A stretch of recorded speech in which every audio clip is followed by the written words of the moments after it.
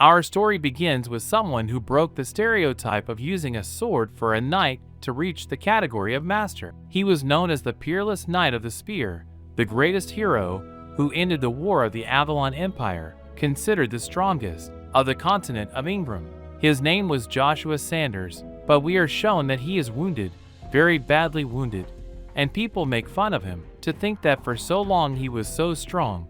But as strong as he was, he couldn't resist that. He asks why they were doing that to him. They make it clear to him that he was a martial artist who had developed his mastery to an unparalleled limit. He asks them again. He never coveted the throne. He never had the desire to obtain the first place. He only wanted the whole world to know the greatness of his spear, and thus escape from the life full of pain. As the son of a concubine, he helped his lord, who was also his best friend, to end the war of the empire. He wanted to be the shield that would defend them all. So why was he being betrayed? They say to him, Joshua, everyone thinks you are now a threat to the world with just your existence. Since the civil war is over, the emperor can now get everything he craves without any danger. And now the only thing they fear is him. Joshua suffers unimaginable pain. That orb they had in their hands had been found in the ruin of Ammon. The general also confesses to him that he was afraid of that spear. They were all afraid that it would cut them into 1,000 pieces. They thank him for all he did for them. They would not be there without him. They are sincerely grateful. Nevertheless, they say goodbye. The one who was their best friend couldn't see what they were doing, so he leaves and they all follow him. Joshua shouts wildly that they hadn't seen the last of him. As they're leaving, an explosive magic circle appears. Curses. At that speed, he was going to die. He wonders if the Knight of the Unrivaled Alliance was just an empty man.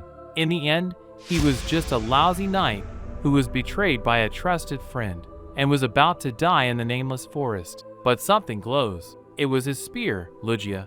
He always knew he had special powers, but he didn't know he could have that kind of power. He tells himself to move, and in that situation, he only needed a little more to hold on to what gave him so much joy. But an explosion makes itself felt. The distinguished individual from the country of the Knights of the Empire of Avalon, Joshua Sanders, met an end that did not befit his fame as a knight of the undefeated alliance. But a boy wakes up and wonders if he was in a stable or what was going on. He must have been killed by the explosion.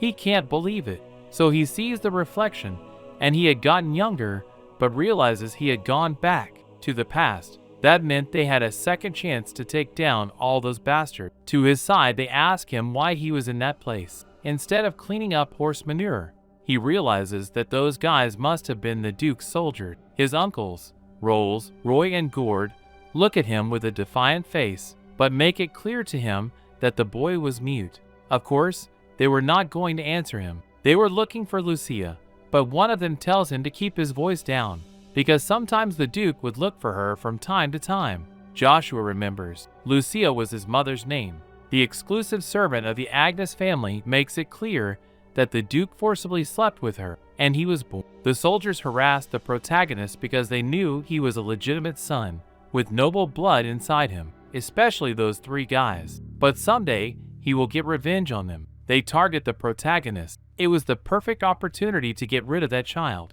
As Duchess Vanessa had said that if they ever got rid of Lucia and her son, she would take responsibility for it. They were bored and couldn't play with Lucia, so they were going to play with him. The Prota, enraged inside, couldn't stand them insulting his mother. Clenching his fists, he wonders if the mana training method he had been training in earlier will work. This was a method he discovered in some ancient ruins, and the training effect was exceptional, allowing him to reach the optimal state in a short time. It was a totally different mana method from the rest. In that world, one had to have years of training to be able to use mana, but thanks to that he had a great advantage. The guys laugh and are going to beat him up for thinking he's a brigand. They could feel his anger just by looking at his face. They stop him. It looked like he was angry because he wasn't able to get the lady the Duke easily hit on. They tell him to shut up, and now he is angrier than usual, so he couldn't hold back. They wonder what he was doing. He looked like he had fainted from fear. Joshua just asks to have just a little bit of mana. He just needed to have just a little. The guy senses something and jumps to attack, but Joshua, with a closed fist, imbued with mana, punches him in the stomach. They wonder what just happened. Roy pulls out his real sword. He looked like he had a death wish. That was dangerous. That young crow couldn't stand up against a sword-trained soldier, but he had to defend himself. He had to gather some more mana. They scream at him that today was the day of his death.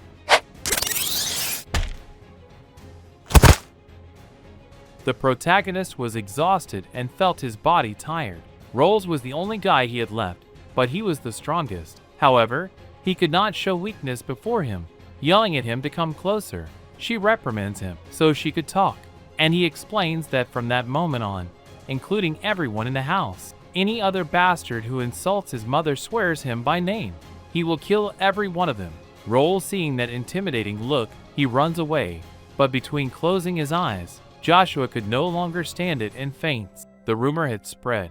The servants were already talking about young Joshua beating the three brothers. That could mean that he was stronger than young Babel. They denied it. This was an orphan who even yesterday could not speak, and young Babel was a prodigy in all areas, awakening mana at only 16 years old. This was an accomplishment that no one in the kingdom had ever achieved. He was a genius who eclipsed any other. He is then explaining what happened to the Duke, but they didn't believe him, as Joshua was only 9 years old and no one at that age could do anything to an orc armor unless they could use mana. The subgeneral denies it. It was impossible. It was unheard of for the kingdom, and for the entire history of the continent. Had to be at least a C-ranked knight to accomplish such a feat. They reproached him that he was lying and that he had just made it up. They were going to be punished with death, but he tearfully told them that no, it was true. They were going to be beheaded for lying, but the Duke stops him. He is going to go personally to find out what happened. Chiffon cannot understand it. To think that the Duke would want to meet the son of a concubine. He had not even responded with the young Master Babel, who was known as the greatest talent in the Empire. Then, outside the hall, Babel asks him what he was doing there, but Jacoa was looking at a picture on the wall. It was the father of his best friend. He curses, no matter how long it takes, but he will take revenge on him. A punch comes close for ignoring him, but Jacoa stops it. He wonders if it was real that he had defeated the three of them with that great power, but perhaps he thought he would stand still and just. The Duke arrives. They ask him to do the Duke the honors. However, he stops him. His eyes were full of displeasure. He tells him that if he was serene, he could approach. Taking his hand, he goes to discover what he was hiding. He is surprised, but says there was nothing. Absolutely nothing. Babel and Chiffon calmed down. They knew. The Duke argues that it was surprising. Anyone in that living world had at least a hint of mana.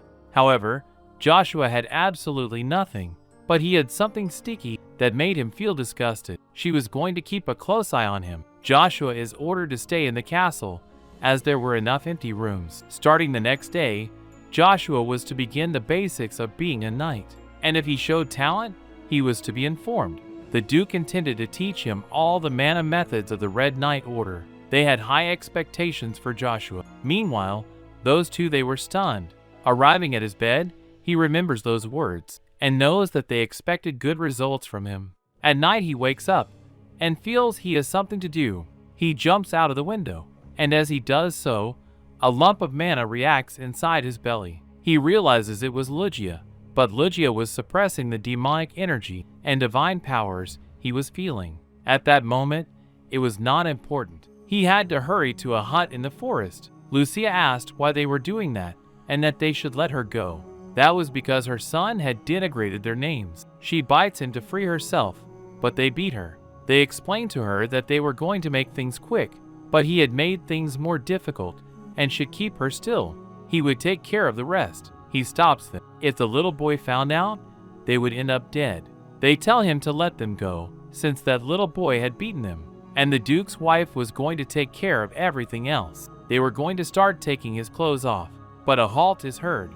They were waiting for it. They wanted to show him something. Seeing his mother, Joshua's eyes and body fill with anger, he expresses to them that they were not going to get out of there alive and tell someone to get lost. They face him, but he repeats he was to get lost, and someone falls from the sky, and Joshua realizes that that red cross was one of the Duke's 3 knights. That meant they had been sent by the Lord himself. They pay him honors, and Joshua was all clear. The soldiers tried to harm a recognized member of the kingdom, and according to martial law, he asks him what should be done in such cases. He is astonished and does not understand such pressure that emanated from that child, but he wields his sword. The execution was immediate. But at the last moment, the protagonist tells him to stop and put away his sword. He is thanked on his knees and is going to serve him for the rest of his life, but Joshua denies it. He didn't need someone like him. He would never forgive those who would show their fangs to him or his people. However, since he was quick, he knew he would understand his words and must tell the soldiers what he had seen today, leaving out no details. If anyone dared to do such a thing again, he would end their worthless lives with his own hands. If he understood, he was to get out of their sight. Then his mother appears behind him, and Joshua hugs her and cries. He tells her that from now on he will protect her, come what may. He was sincerely grateful for the heavens for giving her another chance in her regret-filled youth. This time it would be different. He was no longer the lowly son of a stable concubine, but the strongest spear on the continent. We are then told that the great lord will meet with two families, one of which is Isla and Rebecca, a gene of magic that drew the attention of the empire, similar to Babel. They were looking for an alliance, but Babel already had Miss Charlie, daughter of Font, who was made a duke because of his great wealth.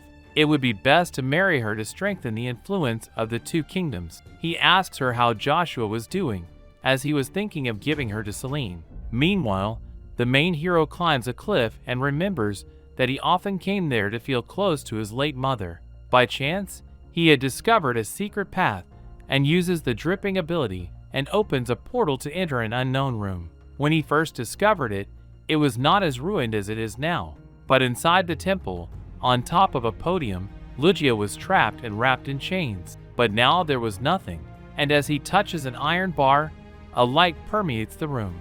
And when he opens his eyes, he doesn't know where he is. Something calls out to him and tells him that it was not just an iron bar. It was the spirit of the demon god, Lugia. Lugia warns him that the two energies inside his body will corrupt over time. The only way to settle the two energies and regain the latent strength within him is to reach stage 4 of the martial arts of magic dance. This means that he must achieve this stage in a short period of time. Joshua wonders if the 4th stage in the ancient way of the spear could be achieved at such a young age. Previously, the sword was considered the best weapon for a knight, and spears were considered weak weapons. However, only a handful of people managed to fight effectively against him. At that time, his martial art was in the 4th stage. If he were to be rated as a knight, he would be a rank A, an absolute being of 8 ranks. However, his spear skill only reached the 5th stage, but he became the strongest knight in the empire. Rank 4 was just below the level of an uncontested B rank. However, it would not be easy at all to reach that level. Besides, he had no time, and the problem was mana cultivation. It would be even more difficult, as it could destroy his body. But Lugia calms him down. He didn't have to worry. As long as they were together, they could do it. Joshua agreed. He could do it. That method was unique to his continent. And first, he had to discover the number 1 stage of the magic spear. Concentrating all his power, he manages to do it. He uses the martial arts of magic dance stage 1, which is to concentrate the mana on a single point and stab forward with explosive force. That's where his story really begins. It will grow stronger and take everything from you. Dreams, longings, peace of mind. He will take revenge on each of them. Later, in the Duke scene, we are told that Cheryl had a somewhat disrespectful personality, but the Duke liked her. She was accompanied by a servant who tried to control her vocabulary at all times. There was also the Count, Jean Rebecca, and his daughter, Iceland Jean Rebecca. They had all heard the rumors about Joshua, that he was born without mana and had the curse of mana. The Duke asks Ponsel if he could take care of him, as he had a keener instinct with mana. Chiffon asks the Duke to confirm that assumption, as there were other rumors that suggested that Joshua, having no mana, might have something more about demonic energy, so he was going to order the knights under his command to keep an eye on it. If it was as powerful as they said, he might be ready to take them on, and if not, they had someone perfectly capable of taking him on one-on-one. The next day, the protagonist finds himself in the Duke's hall. All the guests arrive to watch the duel. Chiffon believes that the protagonist is still rude to the Duke, not showing proper greetings. However, Joshua introduces himself and shows his respects. The Duke is surprised and laughs, as he didn't remember teaching him etiquette, but he is doing quite well. Joshua expresses that he only learned it by watching others. He had heard that they wanted to test him, but they deny it. The purpose of that duel was not to test him, but to find out what disability he had and provide appropriate treatment. Joshua wonders, disability? He was sure they were insulting him, and he was on Babel's side. He also thinks they are trying to kill him. He asks him if he is ready, and on the scene Babel arrives.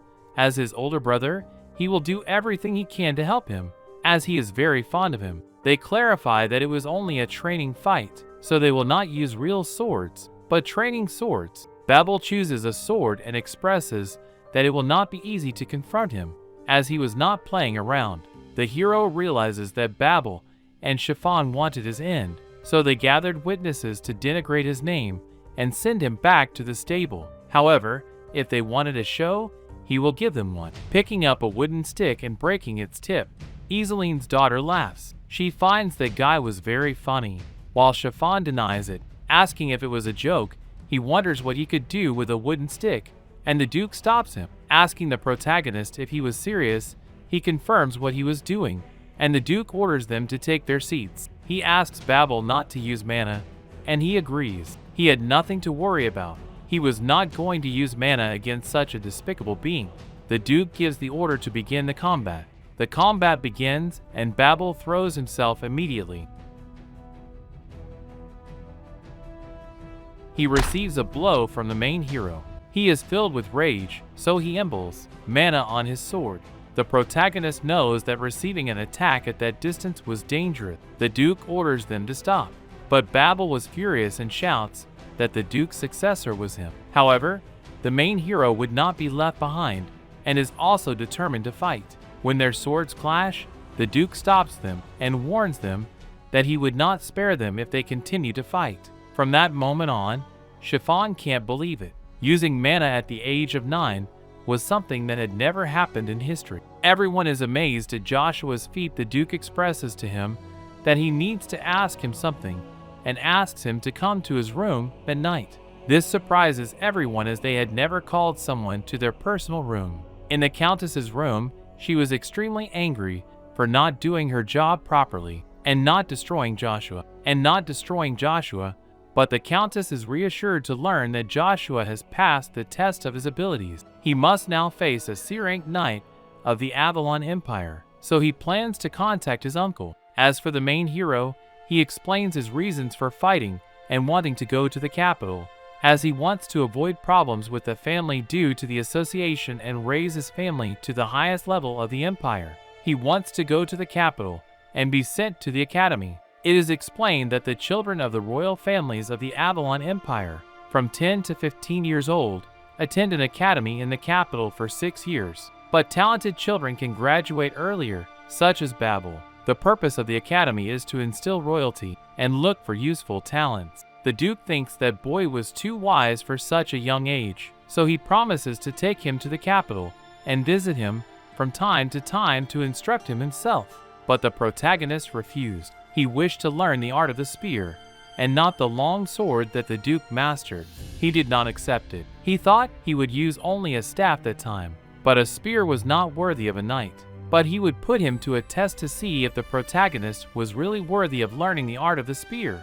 If he passed the test, the Duke would fulfill his request, but if he didn't, the main hero should go to the academy and learn fencing as he orders him to. Then, Duchess Vanessa asks an important favor from her uncle through a call from a crystal ball. After the bout, Joshua leaves the Duke's room with his body trembling due to the intensity of the duel. Babel approaches him and asks for another battle. His eyes reflected a fighting spirit and his desire not to want to lose again. Meanwhile, the king of the empire receives news about the Duke's 2 sons and is particularly interested in Joshua. He wants to see him personally, but will send a prince, as he could not leave the kingdom. Returning to the duel, the protagonist hits Babel with a punch imbued with mana. Although he doesn't want to admit it, he realizes that Joshua is much stronger than he is. Joshua asks him if he was frustrated. If he was, he had to get stronger. He should never forget that fall. He must never forget that feeling of defeat. If he wanted to progress, he had to try harder. In his heart, there was only hatred for him, but he had not seen such pure eyes of wanting to fight martial arts for a long time. So he will give him a second chance. He was to strive, and must never forget the gap between their power. However, if he ever touched or disgraced his mother again, he would give him such a beating that he would never pick up a sword again. Then, the next day, the protagonist was extremely tired. His body had not yet become accustomed to using so much magic. Just at that moment, there is a knock at the door of his room. Opening it, he finds the spoiled child. He wonders what she is doing there. She introduces herself and shows interest in him, wanting to enter the room. Joshua stops her and expresses to her to go fuck herself, as it was too early and she was bothering him. However, they knock on the door again. Joshua tells her again to leave, but this time it wasn't her. He apologizes to her. He had gotten confused. Then, she asks him if he had done what he ordered. He replies that he has, and that he has finished the preparation. Although she doesn't understand why he was doing that, she asks him to trust him and follow him. In the large training room were all the centurions. They ask Rolls where Gord and Joy were from, as rumors were circulating that Joshua had murdered them. Rolls does not answer, and seems to be acting strangely in their eyes lately. The knights resign themselves and ask why they had been summoned. They reply that he had told them that the Knight of the Order of the Crimson Knights was going to take charge of them, so today's training would be intense. They ask for attention, and when they turn around they are all surprised to see the Knight Cain of the Order of the Crimson Knights, who was there. He was also accompanied by a young man. Rolls was visibly frightened. He wonders what the hell he was doing there. Cain introduces Joshua, who would be leading the training that day. He has been given the task of training the centurions, as they would become commanding officers of the vanguard. Their skill is crucial, so Joshua comes to test their strength. The centurions wonder what he was talking about. Was he being serious, or was he just joking? Even Cain asks him if he was serious, as fighting the centurions would be suicidal. They ask him again if it was a joke. However, Joshua takes a lance and asks Rolls if he thinks he was joking. Rolls denies it, asks him to shut up and watch everyone's reaction. Apparently, he hasn't told anything he said. He kneels but asks him to stand up, as he would not forgive him a second time. Even if death is fitting for the sin of threatening his mother, he is giving her another chance, but he himself is throwing it away. Or did he want to end up like his brothers? Rolls begs him to give him another chance, to which Joshua replies no, but at least it will allow him to keep his pride. They were to fight a duel to the death, so Roll draws his sword determined to put up a proper fight. Since his opponent was still a child, Joshua makes his first move, lightning attack first technique. Everyone was stunned. That was really the use of mana. They had to listen well and not judge their opponent by his appearance, as that could cost them their lives on the battlefield. If any of them still had doubts about his ability, they should confront him and see what he was capable of. In unison, each of the centurions honored him and proclaimed him as their master. Cain was truly happy, as Joshua far exceeded his expectation. He would make sure to be useful to him at all times. On the other hand, the lady was very sad because she was rejected, but the servant gave her news that the Order of Imperial Knights would arrive at the palace, although she showed no signs of improvement. This is the end of the first part of Legendary Spearman. If you want part 2 as soon as possible, let's not get 500 likes for part 2 of this video. Also, if you watch to the end, write the word Spearman. I'll be interested in how many people watch the rest of this video. Well, that's all for now. See you later and bye-bye.